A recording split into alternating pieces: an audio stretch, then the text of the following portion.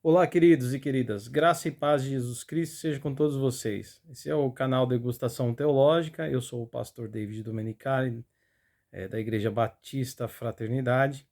Inclusive, quero convidá-lo a estar conosco, né, nos nossos cultos que acontecem todo domingo às 9h30 da manhã e às quintas-feiras às 20 horas, às 8 horas da noite. E às terças-feiras às 8 da noite também temos reunião de oração, né? É, a, Normalmente, né, aos domingos, eu ministro a palavra no nosso culto da família. Nas quintas-feiras, o pastor Daniel Vioto, né, traz o estudo bíblico, a palavra, e às terças-feiras, a nossa irmã Marlene com a nossa irmã Sirlene conduzem aí a reunião de oração. Então você, sua família, estão convidados para estar conosco ali na Avenida Pauliceia, número 1200, sobre loja. Fica em cima de uma lavanderia, um espaço legal, tá bom para receber você e sua família, tá bom? E nós teremos muita alegria em tê-los lá conosco. Lembrando que a Avenida Pauliceia fica ali no bairro das Laranjeiras, né? E aqui no município de Caieiras, ok? Cidade de Caieiras. Bom, queridos, eu não sou influencer, esse canal é simples, mas como pastor, teólogo, eu tenho o desejo de levar até vocês a palavra de Deus e ajudá-los na edificação, né? E o canalzinho é bem simples, o Degustação Teológica, o nome já diz tudo, é uma degustação, né, que leva você a ter maior interesse em conhecer mais da palavra do Senhor e quem sabe, né, até ingressar, né, num curso de teologia, tá bom? Por isso que é degustação teológica. Mas especificamente, hoje eu estou trazendo aqui um vídeo, a primeira parte, depois vou trazer a segunda parte, falando sobre cristãos convertidos verdadeiramente, né? Os sinais de que alguém realmente se converteu. Eu daria o título, aliás, eu preguei, né, numa das quintas-feiras em nossa igreja, estive ali levando a palavra, e eu falava sobre evangélico, porém não convertido, né? Crente, porém não salvo. E daí eu discorri a partir desse título, desse tema, né, que abordei, trouxe um sermão falando sobre essas características, o que normalmente pode nos apontar uma pessoa que é evangélica, porém não é salva, não é convertida, né? Um crente, porém não salvo. Quais as características? E aí a gente vai observar que existem coisas que é importante a gente aprender com a palavra e fazer um exame, né, das nossas próprias vidas para ver se andamos com Deus como Deus quer que andemos com Ele. Tá certo? Vamos lá então, pessoal. Primeira coisa que a gente tem que entender é o seguinte: igreja. Por que que eu tenho que estar na igreja? Por que que eu tenho que fazer parte da igreja? Né? Por que que eu tenho que me animar com a igreja? Normalmente, queridos, quando uma pessoa está no mundo, quando eu falo de mundo, é o sistema mundano que jaz no maligno, o mundo influenciado por Satanás, o mundo influenciado pela maldade, pela corrupção.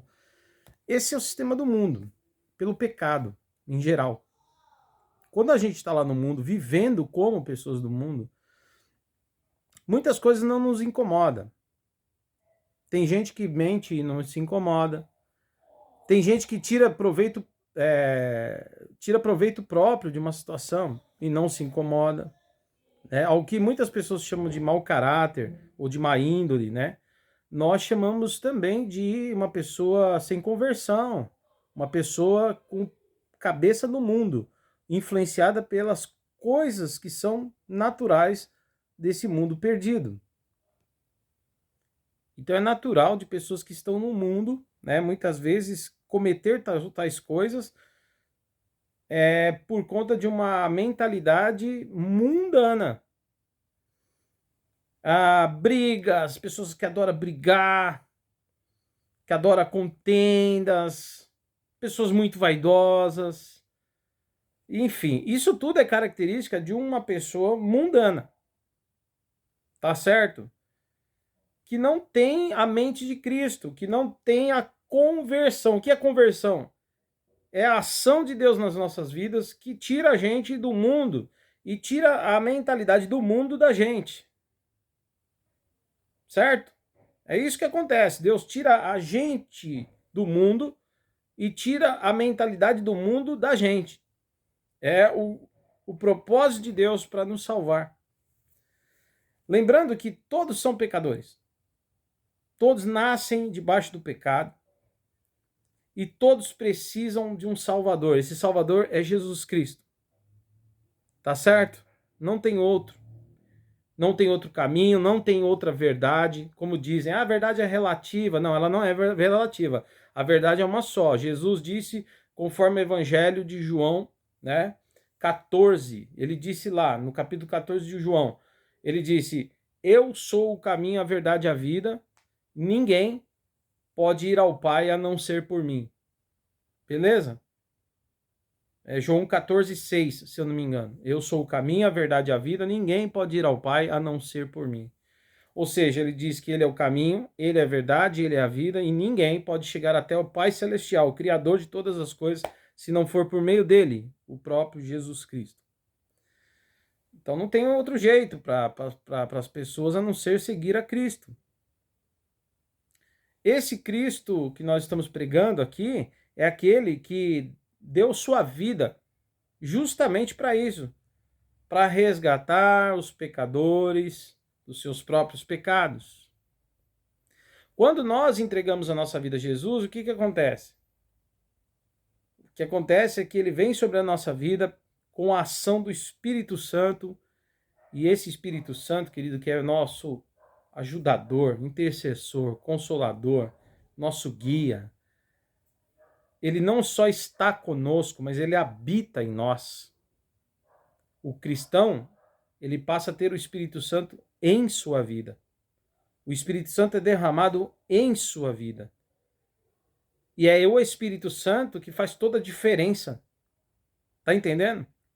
Sem o Espírito Santo não somos salvos. Sem o Espírito Santo não temos Cristo. Sem o Espírito Santo não podemos ver a Deus. Esse Espírito Santo que nós estamos falando, a própria palavra diz, o próprio Senhor confirma isso, que o Paráclito, o Espírito Santo que veio sobre a igreja, convence o ser humano do juízo, do pecado e da justiça. Ele convence a gente. Então, é por isso que muitas pessoas acham normal ter relações sexuais sem estar casado. Por quê? Porque a mente dele é uma mente que não produz o fruto do Espírito. Porque ele não tem o Espírito Santo. Não é uma pessoa salva, não é uma pessoa convertida. É uma pessoa que está no mundo, que jaz no maligno. Mundo perdido. Então, é normal ter relações sexuais antes de casar ou fora do casamento. É por isso que muitos, apesar de ser algo que eles chamam de mau caráter, de má índole, é por isso que muitos não resistem ao impulso do adultério, de cair no adultério. Por quê? Porque está vivendo mais na carnalidade. Tá entendendo? Ou nos modos naturais da sua mente infrutífera. Porque não teve um encontro com o Senhor. Está perdido no mundo, perdido neste mundo, vivendo com a mentalidade mundana. Então as pessoas ficam fazendo coisas que elas acham normal. Por isso que você vê na mídia, é normal se deitar sem se casar, unir sem casamento. O casamento já está sendo banalizado, né? Trocam-se de casamento ou de marido e mulher como se trocasse de roupa, né?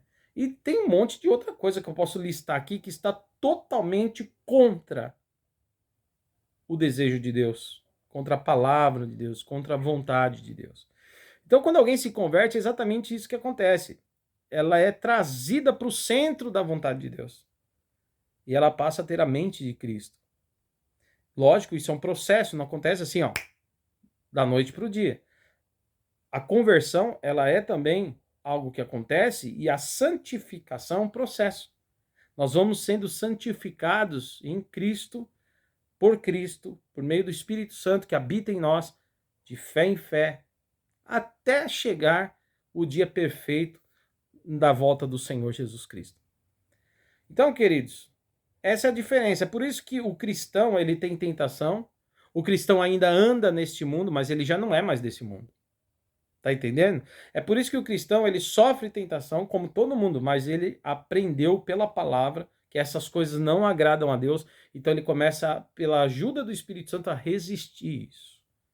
Ele falava mentira, ele começa a lutar contra o impulso de mentir para falar a verdade. Ele começa a andar de modo que Deus se agrada. Ele começa se antes tinha uma vida de relacionamentos sem ser casado, relacionamentos íntimos, sexuais, ele para e fica esperando em Deus alguém para se casar, porque o sexo é para o casamento. Se uma pessoa está vivendo em crise no casamento, ela vai buscar ajuda em Deus para que o casamento seja arrumado, porque Deus odeia o divórcio. E ambas as partes, viu? Precisam trabalhar para ficar bem, porque relacionamento não é fácil. Mas as pessoas passam a buscar o Senhor para se organizar e agradar a Deus e viver para Deus. É por isso que o evangelho é renúncia. Renúncia do quê? De si mesmo, das suas vaidades, do seu egoísmo. As pessoas passam a ter também um comprometimento com as coisas que são da vontade de Deus. É por isso que elas vão para a igreja. E aqui que entra o ponto. É estranho um convertido, uma pessoa que se diz convertida, que se diz salva em Jesus, que Deus tirou ele do mundo, tirou os desejos do mundo, ele não passar a ter os desejos das coisas de Deus. Porque quando ele estava no mundo, ele gostava do churrasco, da balada. Não é todo mundo, tá? Mas na maioria dos casos, isso. Eu não estou generalizando, mas na maioria dos casos. Gostava de festinha, baladinha, tinha palavrão na boca dele, gostava de uma música, ia para um jantar com música sertaneja, outros iam para show de rock, e outros iam e tal, e vivia uma vida assim. Nunca pensaram em estar numa igreja, nunca pensaram em ter uma vida de devoção ao Senhor, de santificação, porque eles estavam lá. Mas quando Deus verdadeiramente tirou eles de lá, queridos, Deus não apenas tirou deles o desejo das coisas do mundo, das alegrias do mundo, desses prazeres mundanos, mas Deus também fez outra coisa. Deus colocou dentro dessa pessoa o desejo, a vontade das coisas do céu. Tá entendendo?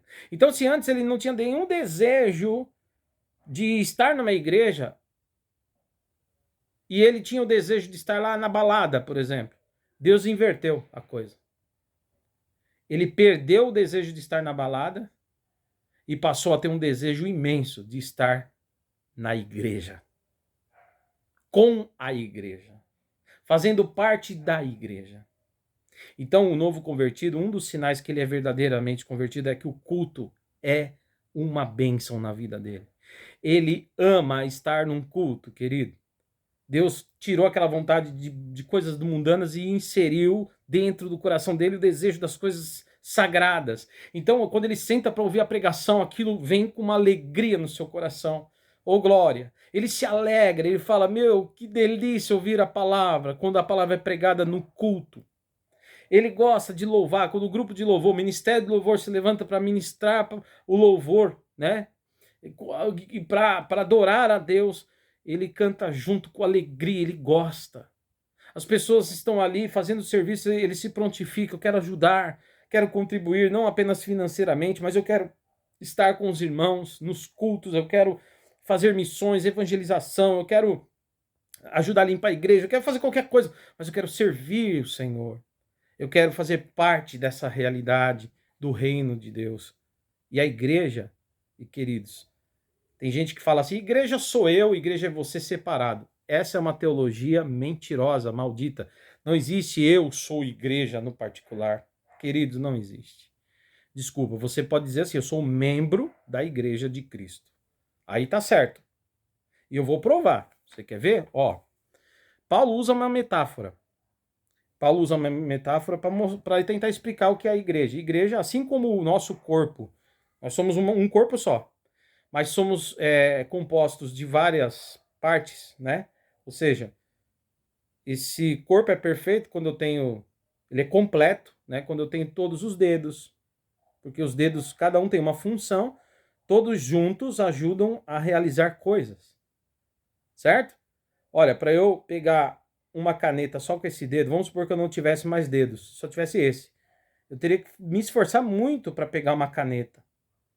Para pegar uma Bíblia, então, imagina eu só com o dedinho. Se eu tivesse amputado todos esses, tivesse só esse dedinho. Imagina eu carregar essa Bíblia aqui, ó.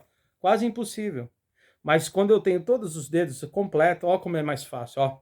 A ajuda de todos os dedos, cada dedo é um membro do corpo, uma parte do membro, né? Aliás, uma parte do corpo, cada dedo ele compõe, né? O corpo unido, ele compõe o corpo completo, então é um membro.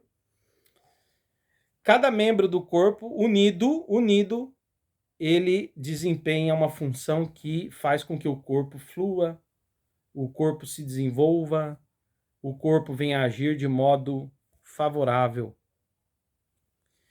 Ou seja, Paulo usa essa metáfora do corpo humano para mostrar que assim é a vida da igreja. Quando os irmãos se unem e estão juntos, as coisas de Deus acontecem melhor. Não porque Deus não seja soberano. Deus é soberano, ele faz o que ele quer, querido. Mas, cara, esse Deus, ele quis formar uma igreja. E Paulo chama a igreja de corpo de Cristo. Então, se você não está na igreja, você não pertence a esse corpo. E se você diz que você é igreja, mas não pertence a esse corpo, a igreja sofre, porque você não está com ela. Porque eu já te falei, ó, um dedinho só é muito difícil fazer as coisas. Mas se todos os dedos estiverem juntos, ó, as coisas se tornam possíveis. Então a igreja, ela funciona melhor quando os irmãos têm comprometimento. Quando cada membro do corpo tem comprometimento. Então Paulo usa essa metáfora para mostrar que o corpo de Cristo deve ter essa maturidade. Então um convertido, querido, ele quer verdadeiramente estar junto com os demais. Ele não fica distante. Porque antes ele já era distante, tá entendendo? Ele já não tinha nada a ver com a igreja, mas quando Jesus chamou ele, ele é tão grato e tão alegre por isso, que ele quer estar no corpo de Cristo. Ele não quer ficar mais longe, ele não quer, ele fala, não, chega de ficar longe. Então, irmãos, a primeira coisa que eu vejo é que se alguém não tiver com muito comprometimento com a igreja, não valoriza a igreja, os cultos da igreja são banalizados, eu até falei na pregação de quinta, tem gente que falta de um culto para ficar em casa porque tá cansado e resolveu deitar no sofá para ver Netflix. Se matando com a Netflix lá, irmãos. Né? Pessoas que às vezes vão em show do mundo num dia que tem culto.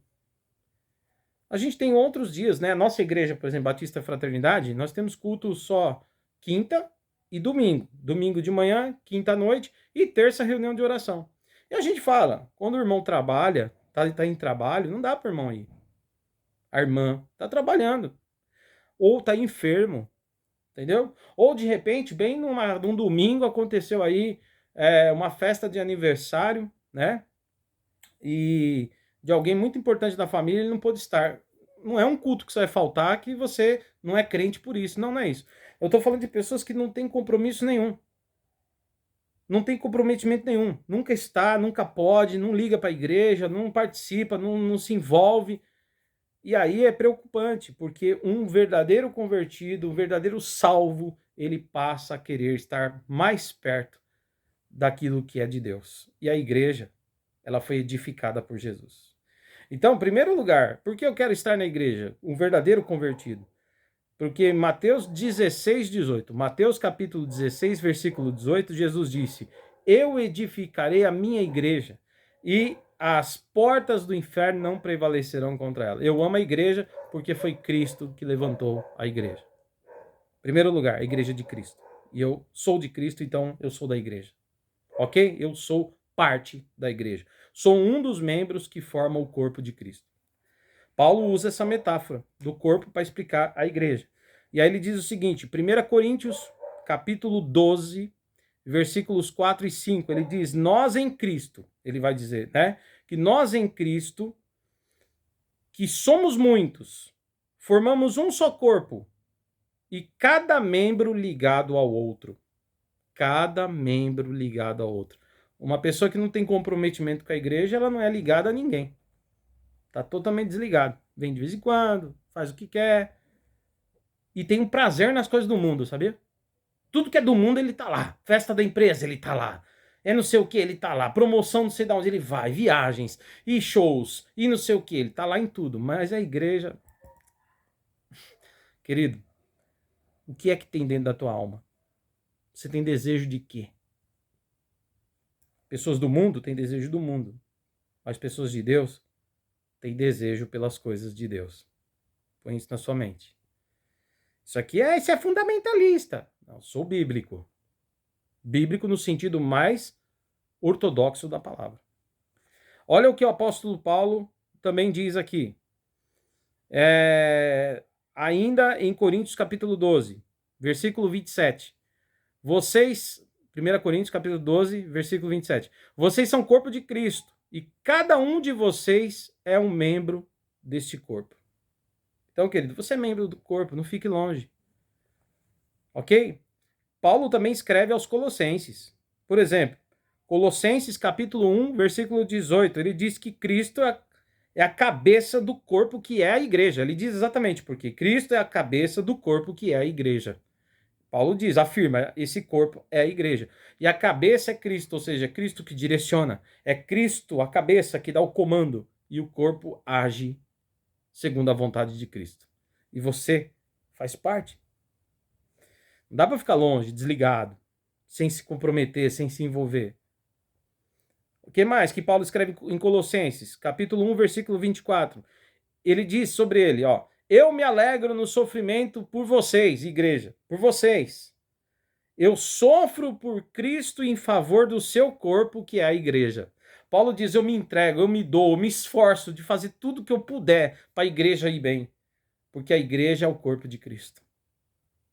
A gente precisa pensar como esses homens de Deus, irmãos. E a palavra de Deus é orientação para nós. Vivamos isso. Depois, Efésios 4,16, Paulo diz assim, o corpo, bem ajustado e unido, pelo auxílio de todas as juntas, é edificado na medida em que cada parte faz a sua função. O corpo é edificado, ele cresce na medida em que cada parte do corpo, bem ajustado e unido, faz a sua função. Olha como é importante estarmos juntos, queridos. E isso é a marca de um verdadeiro convertido. Ele já estava no mundo, agora ele quer as coisas de Deus. A alegria dele é envolver-se com as coisas de Deus. Deus tirou o mundo que estava dentro dele e encheu as coisas do céu dentro dele. Amém? Quem não tem muito prazer nas coisas de Deus, irmãos, tem que tomar muito cuidado. Porque onde está o teu tesouro, aí está o teu coração. Tá certo? Aí é interessante que a Bíblia não só chama a igreja de corpo de Cristo, e cada um de nós de membro desse corpo, mas chama a igreja também de noiva do Cordeiro, noiva de Cristo. Você percebe? Apocalipse 19, né, a partir do versículo 6, 7, 8, diz assim, chegou a hora do casamento do Cordeiro, e a sua noiva está pronta, está preparada. Quem é a noiva? Quando Jesus voltar, ele vai pegar uma noiva preparada. Então é isso, a igreja nos fortalece, queridos. Sem falar que o autor aos Hebreus, né, lá no capítulo 10, ele ainda diz, não deixem de congregar, como é o costume de alguns. Mas venham e congreguem, porque vocês vão se estimular ao amor e às boas obras. Amém, queridos? Então é isso. Então o verdadeiro convertido, ele já ficou tempo demais no mundo, agora ele quer o máximo possível de estar perto das coisas de Deus. Bom, vamos lá. Lembrando que a igreja é chamada também de rebanho do Senhor, né? Rebanho. E o Pedro, e a primeira epístola, né? Na primeira epístola de Pedro, lá no capítulo 5, versículo 2, Pedro diz o seguinte, ele dá orientação aos pastores. Ele diz, pastoreiem ou pastoreai o rebanho de Deus que está sob vosso cuidado. Veja, o rebanho é de Deus. A cada membro é uma ovelha do Senhor. E estão sob o cuidado dos pastores que também são ovelhas do Senhor, mas aqui na função de pastorear o rebanho de Deus. Você sabe que a igreja é comparada ao rebanho, que precisa de pastor para cuidar, para ensinar, para dar palavra, alimentar, proteger, ajudar, né? E é interessante que na vida real, queridos, né, falando na biologia, lá no mundo né, dos animais mesmo, mostrando a ovelha mesmo, de verdade, o animal, se ele sai de perto, uma ovelha sai de perto do rebanho, essa ovelha se perde, você sabia? Ela se perde totalmente. Para a ovelha não se perder, ela tem que estar junta com o rebanho, senão ela se perde. Por isso tem muita gente se perdendo. Achou que não precisava estar da igreja, o desigrejado, né? Ou aquelas pessoas que não têm comprometimento. E aí saiu, se afastou e se perdeu. Essa é uma triste realidade. Então, o salvo tem desejo de estar com Deus, fazendo as coisas que são de Deus, levando em conta que a igreja é edificada por Jesus e ele faz parte da igreja. Ok? Outras coisas, eu vou finalizar já o vídeo, mas assim, rapidinho, mais uns 8 minutos de vídeo. Outra coisa, o salvo, ele ama a Deus de coração. E o salvo, ele também crê em Deus. Mas só que salvação, na palavra de Deus, segundo Jesus, segundo a Bíblia, amor a Deus, veja bem, amor a Deus não é só sair dizendo eu amo a Deus. Tem muita gente aí vivendo uma vida de mundano, como se não fosse convertido, dizendo que é convertido. Tá certo? Como se não fosse convertido. Ou seja, no fundo ele não é convertido. Ele acha que é. Ele é evangélico, mas não convertido. Ele é crente, mas não é salvo. E é interessante porque as pessoas vão dizer o seguinte: eu amo a Deus. Mas Deuteronômio 6,5 diz: amarás a Deus com todo o teu entendimento, com todo o teu intelecto, com todas as suas forças. Ou seja, com toda a sua dedicação de vida. Amar a Deus, isso resulta, o amor a Deus verdadeiro, resulta em práticas, em obras, em renúncia.